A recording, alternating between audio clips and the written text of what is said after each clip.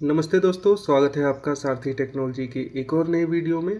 पिछले वीडियो में हमने इस एसक्यूलाइट के इंट्रोडक्शन के बारे में बात की थी और इस वीडियो से हम प्रैक्टिकल शुरू करने वाले हैं।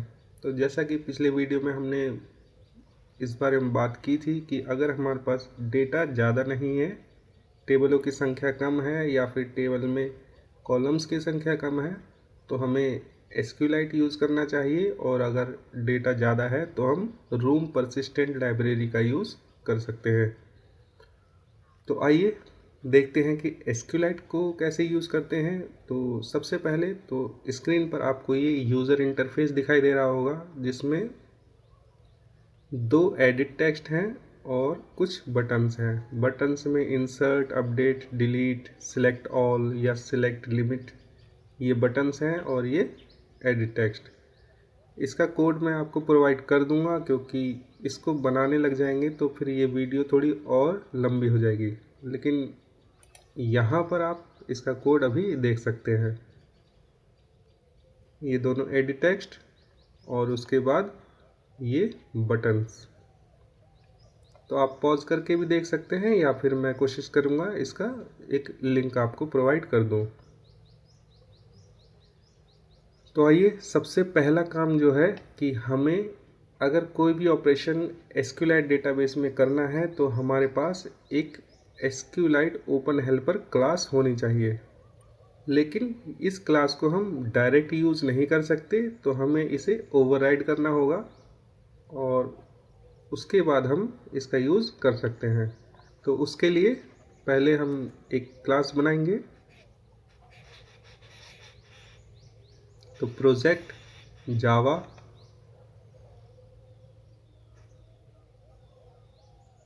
और यहाँ पर राइट क्लिक,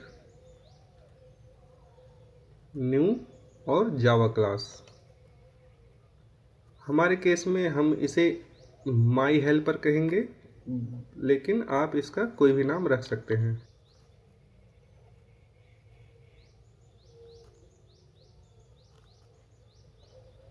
तो क्लास रेडी है और अब हम यहाँ पर एक्सटेंड करेंगे इसे।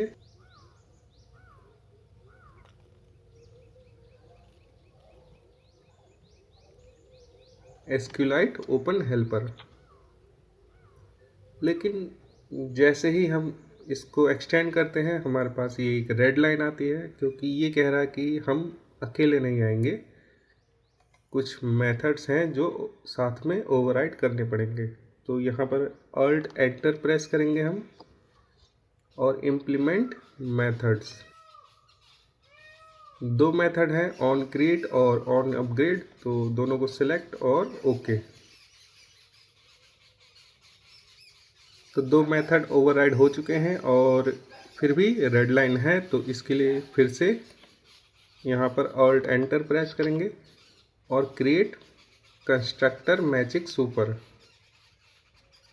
और यहाँ से कोई भी एक सिलेक्ट कर लेंगे, क्योंकि बाद में हमें इसमें थोड़ा चेंजेस करना है। तो हम फर्स्ट वाला सिलेक्ट कर रहे हैं और ओके।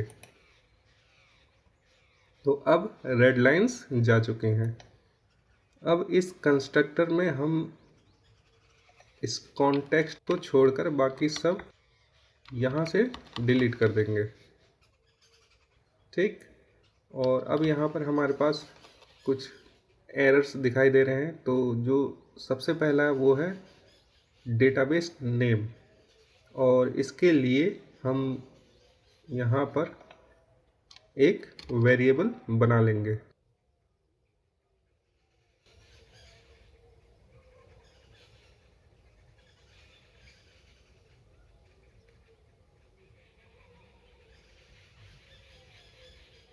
तो ये हमारा डेटाबेस नेम है, जो प्राइवेट स्टैटिक फाइनल है, क्योंकि हम चाहते हैं कि इस क्लास के बनने से पहले ही ये वेरिएबल बन जाए, क्योंकि इसकी ज़रूरत हमें कंस्ट्रक्टर में है।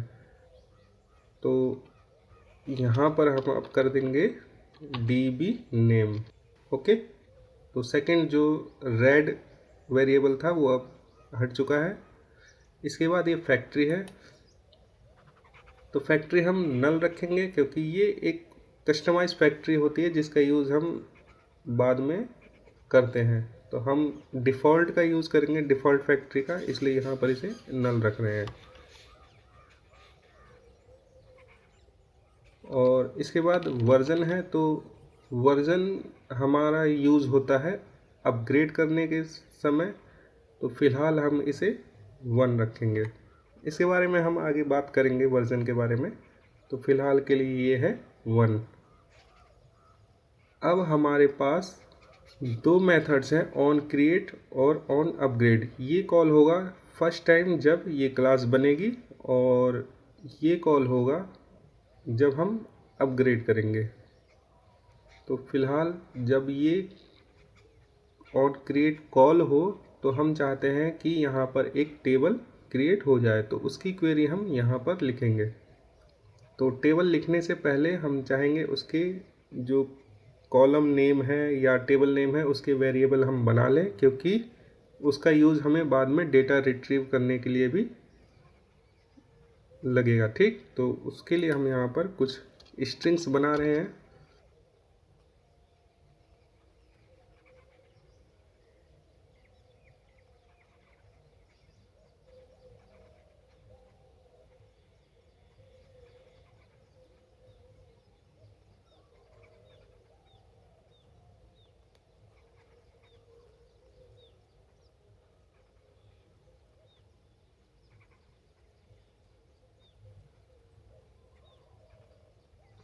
ओके, तो हमारे पास एक टेबल है जिसका नाम है माई टेबल, और उसमें 3 कॉलम्स होंगे। फर्स्ट होगी आईडी, फिर कस्टमर नेम, और उसके बाद एज।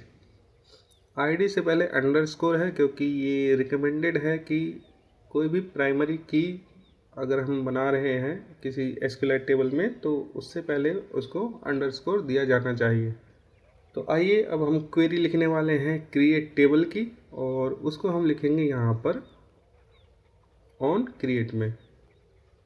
तो क्वेरी लिखने से पहले हम उस क्वेरी को एक स्ट्रिंग ऑब्जेक्ट में क्रिएट करेंगे।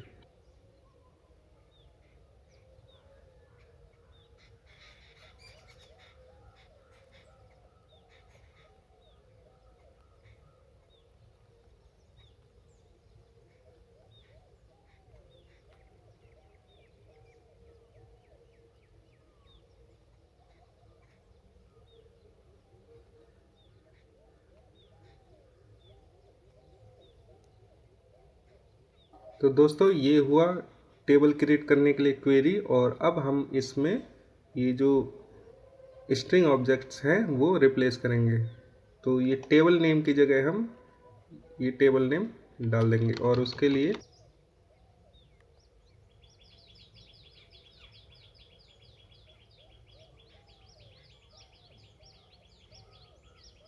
टेबल नेम सेम यहाँ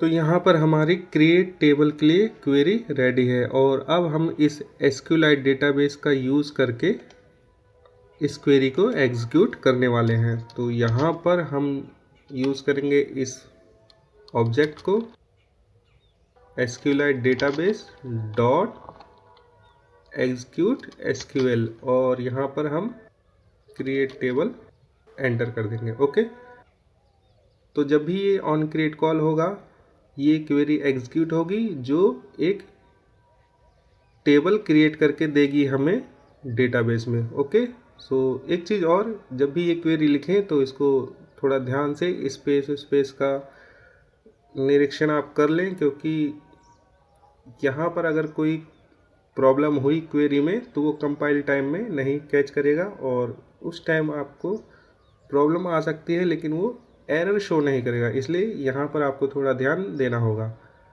तो इस वीडियो के लिए इतना ही। मिलते हैं नेक्स्ट वीडियो में, जिसमें हम सीखेंगे कि डेटाबेस में डेटा इंसर्ट कैसे करते हैं। तब तक के लिए प्लीज़ इस वीडियो को लाइक कीजिए और इस चैनल को सब्सक्राइब कीजिए, बेल आइकन दबा देना आप, और हो सके तो अपने दोस्तों के साथ इसको शेयर भी कीजिए। मिलते हैं नेक्स्ट वीडियो में, तब तक के लिए नमस्कार।